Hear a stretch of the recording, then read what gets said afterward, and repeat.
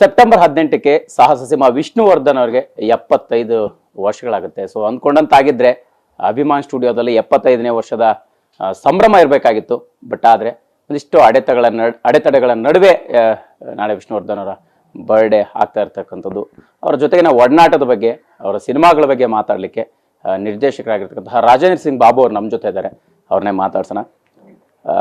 Sir, 75ನೇ ವರ್ಷ ವಿಷ್ಣುವರ್ಧನ್ ಅವರ birthday. ಸಹಜವಾಗಿ ನಿಮ್ಮ ಇಡೀ ಸಿನಿಮಾ ಜರ್ನಿಲಿ ತುಂಬ ವಿಶೇಷ ವ್ಯಕ್ತಿತ್ವ, ವಿಶೇಷ ನಟ. ಹೇಗೆ ನೆನಪಾಗ್ತಾರೆ ನಿಮಗೆ ಈ ಸಂದರ್ಭಕ್ಕೆ? ಇವತ್ತಿಲ್ವಲ್ಲ ಅನ್ನೋದೇ ದೊಡ್ಡ ಕೊರತೆ. ಯಾಕಂದರೆ ವಿಷ್ಣುವರ್ಧನ್ ಬರ್ತ್ಡೇ ಬಂತು ಸೆಪ್ಟೆಂಬರ್ 18 ಅಂದರೆ 16ನೇ ತಾರೀಕಿಂದಲೇ ನಾವು ಜೊತೆಲೇ ಇರ್ತಿದ್ವಿ. ಹೊರಗಡೆ ಹೋಗೋದು, ಇಲ್ಲ ನಾನು ಅಂಬರೀಷ ವಿಷ್ಣುವರ್ಧನ್ ಅವ್ರ ಮನೇಲಿ ಸೇರೋದು, ಇಲ್ಲ ನಮ್ಮ ಮನೇಲಿ ಸೇರೋದು, ಇಲ್ಲದೇ ವಿಷ್ಣುವರ್ಧನ್ ಮನೆಯಲ್ಲಿ ಎಲ್ಲರೂ ಸೇರಿ ಒಂದು ಸಂತೋಷವಾಗಿ ತಮಾಷೆಯಾಗಿ ಹಂಚ್ಕೋತಿದ್ವಿ. ಅದು ಈಗ ವಿಷ್ಣುವರ್ಧನೂ ಇಲ್ಲ, ಅಂಬರೀಷು ಇಲ್ಲ. ಸೊ ಅದಕ್ಕೆ ಎರಡೂ ಭಾಳ ಹತ್ತಿರದ ಸ್ನೇಹಿತರಾಗಿರೋದ್ರಿಂದ ಅವರು ಇಲ್ದಿರೋದೇ ಒಂದು ದುಃಖ. ಸರ್, ಈಗ ಸಹಜವಾಗಿ ಏನಂತಂದ್ರೆ ಅಭಿಮಾನ್ ಸ್ಟುಡಿಯೋದ ನಂಟಿತ್ತು. ಏನೋ ಒಂದು ನೆನಪಲ್ಲಿ ಅಭಿಮಾನಿಗಳು ಅಲ್ಲಿಗೆ ಹೋಗ್ತಾ ಇದ್ರು, ಒಂದಿಷ್ಟು ಗೌರವಿಸಿ ಬರುವಂತದ್ದು, ನೆನಪು ಮಾಡ್ಕೊಂಡು ಬರುವಂತಹ ಸನ್ನಿವೇಶ ಆಯ್ತು. ಬಟ್ ಈ ಬಾರಿ ಅದಕ್ಕೂ ಕೂಡ ಬೇಕ್ ಬಿದ್ದಿದೆ. ಒಂದಿಷ್ಟು ಸಾಧ್ಯತೆಗಳಿಲ್ಲ. ಆ ಅಭಿಮಾನ್ ಸ್ಟುಡಿಯೋದ ಇಲ್ಲಿರ್ತಕ್ಕಂಥ ಸ್ಥಳ ರಾತ್ರೋರಾತ್ರಿ ನೆಲಸಮ ಆಗಿದ್ದಂಥ ಸನ್ನಿವೇಶ ನೀವು ಹೇಗೆ ಗಮನಿಸಿದ್ರಿ? ಏನು ಅನಿಸ್ತು ಅಂತ ಅವತ್ತು?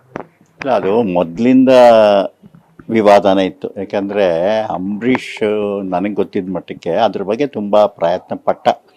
ಯಾಕೆಂದರೆ ಅಲ್ಲಿನ ಕಂಠೀರವ ಸ್ಟುಡಿಯೋದಲ್ಲಿ ಬೇಡ ಇದು ಮಾಡೋದು, ಅಭಿಮಾನ್ ಸ್ಟುಡಿಯೋಲಿ ಮಾಡಬೇಕು ಅಂತ ಪ್ರಪೋಸಲ್ಲು ಅವತ್ತು ಯಡಿಯೂರಪ್ಪನವ್ರು ಇದ್ದರು ಅಂತ ಕಾಣುತ್ತೆ ಮುಖ್ಯಮಂತ್ರಿಗಳಾಗಿ. ಅಂಬರೀಷ್ ಅವರು ಎಲ್ಲ ಸೇರಿ ಅಲ್ಲಿಗೆ ಮಾಡಿದ್ರು.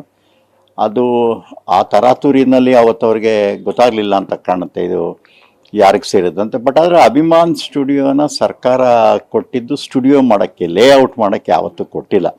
ಅದನ್ನು ಏನು ಕಾರಣಾಂತರದಿಂದ ಹಲವಾರು ವಿಷಯಗಳು ಹಾಗೆ ಹೀಗೆ ಆಗಿ ಕೊನೆಗೆ ಅದು ಕೋರ್ಟ್ ಮುಖಾಂತರ ಹೋಯಿತು. ಕೋರ್ಟ್ ಮುಖಾಂತರ ಹೋದಾಗಲಿಂದ ಯಾರೂ ಏನೂ ಮಾತಾಡೋಕ್ಕೆ ಆಗಲಿಲ್ಲ. ಈಗ ಸರ್ಕಾರ ಅದನ್ನು ತಗೊಂಡಿದೆ. ಬಟ್ ಏನು ದುರಾದೃಷ್ಟ ಅಂದರೆ ಕರ್ನಾಟಕದಲ್ಲಿ ಒಂದು ಸ್ಟುಡಿಯೋ ಆಗೋದೇ ಇಲ್ಲ. ಸ್ಟುಡಿಯೋ ಆಯಿತು ಅಂದರೆ ಏನೋ ಒಂದು ತಾಪತ್ರೆ. ಎಲ್ಲ ಸ್ಟುಡಿಯೋಗಳು ಮುಚ್ಚಿ ಹೋಯ್ತಲ್ಲ. ಹಾಗೆ ವಿಷ್ಣುವರ್ಧನ್ದು ಆ ಜಾಗ. ಬಟ್ ಮೈಸೂರಲ್ಲಿ ಸರ್ಕಾರ ಭಾಳ ಒಳ್ಳೆ ಜಾಗ ಕೊಟ್ಟಿದೆ, 5 ಎಕರೆ. ಅದನ್ನು ನಾನೇ CM ಅವ್ರಿಗೆ ಹೇಳಿ, ಭಾರತೀಯವರು, ನಾನು, ಅನಿರುದ್ಧ ಅವರು ಹೋಗಿ ಅಲ್ಲಿ 10-12 ಕೋಟಿ ರೂಪಾಯಿ ಖರ್ಚು ಮಾಡಿ ಸರ್ಕಾರ ಮಾಡಿದ್ದಾರೆ. ಬಟ್ ಇದೊಂಥರ ಎಮೋಷ್ನಲಿ ಅಟ್ಯಾಚ್ಮೆಂಟ್ ಇತ್ತು ಈ ಜಾಗಕ್ಕೆ. ಈಗ ನೋಡ್ಬೇಕು ಮುಂದೆ ಏನು ಮಾಡ್ತಾರೆ. ಈಗ ಫಾರೆಸ್ಟ್ ಡಿಪಾರ್ಟ್ಮೆಂಟ್ನವರು ತಗೊಂಡಿದ್ದಾರೆ ಅಂತಾರೆ. ಫಾರೆಸ್ಟ್ ಲ್ಯಾಂಡ್ನ ಹೇಗೆ ಕೊಡ್ಬೋದು, ಏನು ಕೊಡ್ಬೋದು, ಮತ್ತೆ ವಿವಾದ ಆಗದೆ ಅದು ಹಾಗೆ ಪರಿಹಾರದ್ರೆ ಒಳ್ಳೆಯದು. ಸರ್, ಈಗ ಇದೇ ಸಂದರ್ಭಕ್ಕೆ ಸರ್ಕಾರ ಕರ್ನಾಟಕ ರತ್ನ ಕೂಡ ಘೋಷಣೆ ಮಾಡಿರ್ತಕ್ಕಂಥದ್ದು. ಅಂದರೆ ಇಷ್ಟು ವರ್ಷಗಳಾದ ನಂತರ ಅವರಿಗೆ ಸಲ್ತಾ ಇರುವಂತಹ ಗೌರವ, ಅದನ್ನೇ ನೀವು ಅವರ ಆಪ್ತರಾಗಿ ಹೇಗೆ ರಿಸೀವ್ ಮಾಡ್ತೀರಿ? ಸಂತೋಷ ಇದ್ದಿದ್ರೆ ಅವನು ಇನ್ನೂ ಸಂತೋಷ ಪಡ್ತಿದ್ದ. ಇಲ್ಲದೇ ಇದ್ದಾಗಲೂ ಒಂದು ಪೂರ ಇಂಡಸ್ಟ್ರಿ ಎಲ್ಲರೂ ಹೋಗಿ ಕೇಳಿ, ಅದರಲ್ಲಿ ಮುಖ್ಯಮಂತ್ರಿಗಳು ಯಾವಾಗಲೂ ಕನ್ನಡ ಚಿತ್ರರಂಗಕ್ಕೆ ಅವ್ರಿಗೇನು ಇಲ್ಲ ಅಂತ ಹೇಳೋದಿಲ್ಲ, ಯಾವ್ದು ಕೇಳಿದ್ರು ಮಾಡಿಕೊಟ್ಟಿದ್ದಾರೆ. ಅದರಲ್ಲಿ ಇದು ಒಂದು ಮಾಡಿರೋದು ತುಂಬ ಸಂತೋಷ.